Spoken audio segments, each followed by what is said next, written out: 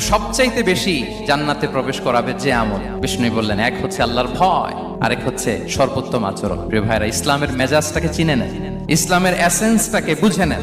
আমরা ভালো আচরণকে গুরুত্ব দিতে চাই না।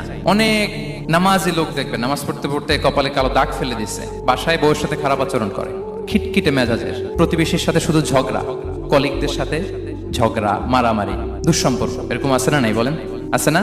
কিন্তু নামাজি, অনেক বড় হাজি, একদিনও কোরআন তেলাওয়াত মিস হয় না।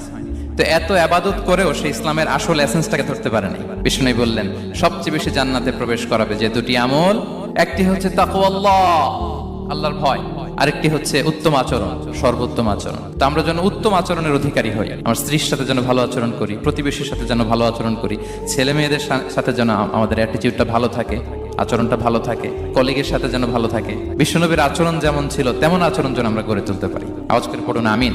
সুনানে আবু দাউদের